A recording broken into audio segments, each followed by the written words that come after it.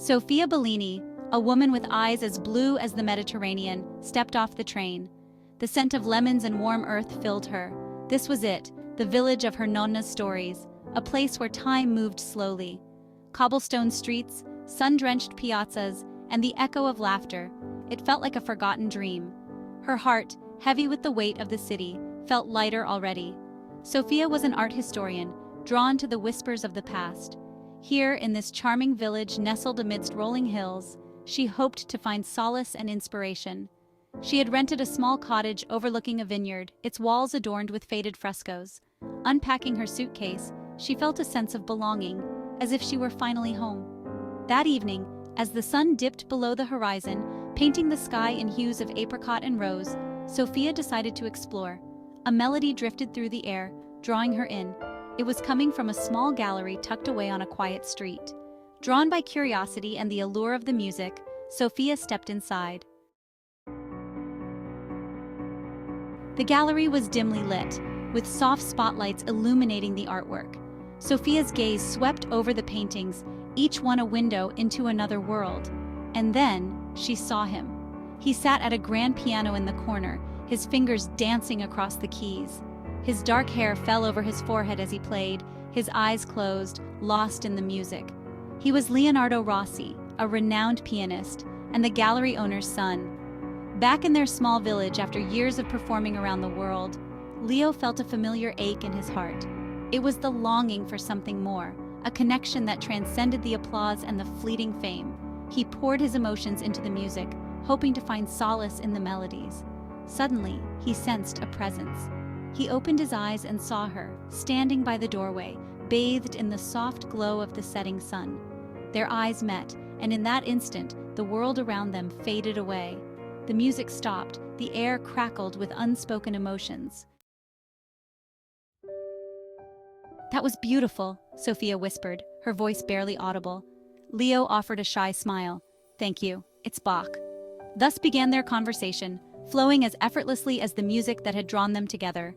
They spoke of art, of music, of life in the Italian countryside. Sofia was enchanted by Leo's passion, his deep understanding of the emotions that music could evoke. He, in turn, was captivated by her knowledge of art, her ability to find stories in the brushstrokes of a forgotten master. As the evening deepened, they moved to a small courtyard behind the gallery. Beneath a canopy of twinkling lights, they shared a bottle of local wine, their conversation punctuated by laughter and shared dreams. Sofia learned of Leo's desire to create a music school for the village children, to share the gift of music that had been so generously bestowed upon him. Leo, in turn, was drawn to Sofia's passion for preserving the past, her dream of establishing a cultural center to showcase the village's rich artistic heritage.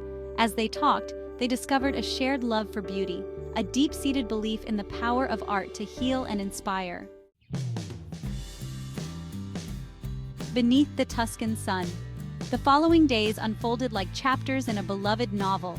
They explored the village together, their laughter echoing through the ancient streets. Leo took Sofia to his favorite spot, a hidden grove of olive trees perched atop a hill overlooking the village. There, beneath the shade of the gnarled branches, with the scent of olives and wildflowers filling the air, he shared his dreams, his fears, his hopes for the future. Sofia, in turn, took him to the villa she had rented. With its crumbling frescoes and sun-drenched courtyard, it was a treasure trove of forgotten beauty. As they wandered through the villa's echoing halls, their fingers brushed. It was a fleeting touch, electric, sending shivers down their spines. One evening, Leo invited Sofia to his family's vineyard for a moonlit picnic. They sat among the rows of grapes, the air heavy with the scent of ripening fruit and jasmine. Leo opened a bottle of his family's finest vintage, pouring the ruby liquid into 2 crystal glasses. "My grandfather planted these vines," he said, his voice a low murmur. He believed that wine, like music, has the power to transport you to another time and place. As they sipped the wine, the moon cast a silvery glow over the vineyard, bathing everything in an ethereal light. "A touch of forever.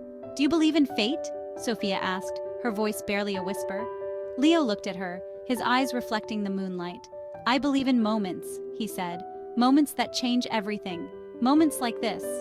Their hands met across the table, their fingers intertwining. It was more than just a touch. It was a connection, a silent acknowledgement of the feelings that were blossoming between them. In that moment, beneath the Tuscan moon, time seemed to stand still. The world around them faded away, and all that existed was the two of them, their hands clasped, their hearts beating in unison. The following days were filled with stolen glances, lingering touches, and a growing awareness that what they shared was something rare and precious. They spent their days exploring the countryside, their evenings lost in conversation, their nights haunted by dreams filled with music and moonlight. One afternoon, as they walked hand in hand through the village square, they came across a group of children playing. The children's laughter, their carefree joy, reminded Leo of his dream of opening a music school. He shared his vision with Sophia, his voice filled with passion. Moonlight Sonata. It's a beautiful dream, Sophia said, her eyes shining with admiration. That evening, as the moon cast its silvery spell over the village, Sophia found herself drawn to the gallery. It was late, but she knew Leo would be there, lost in his music. She found him at the piano, his fingers moving over the keys, his face etched with a mixture of joy and longing. He didn't hear her enter. He was lost in a world of his own making, a world where emotions took flight on the wings of melody. Sophia stood quietly by the door, listening as he poured his heart into the music. As the last note faded, silence descended upon the gallery.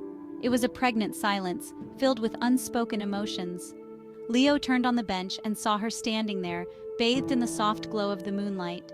He rose to his feet, his eyes searching hers. "Sophia," he whispered, his voice husky with emotion.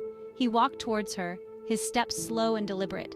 And then, he was standing before her, his hand reaching out to cup her face.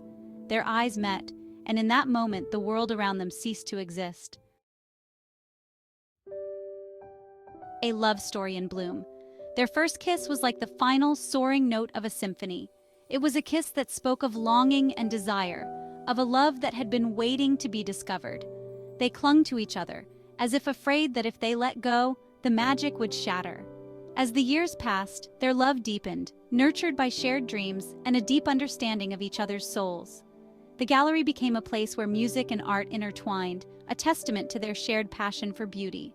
The music school flourished, filled with the laughter of children whose lives were touched by the transformative power of music. And Sophia, she finally found her home, not within the walls of a villa, but in the arms of the man who had opened her heart to the symphony of love. Their story, born beneath the Italian sun, was a timeless reminder that sometimes the most beautiful melodies are the ones played on the strings of the heart.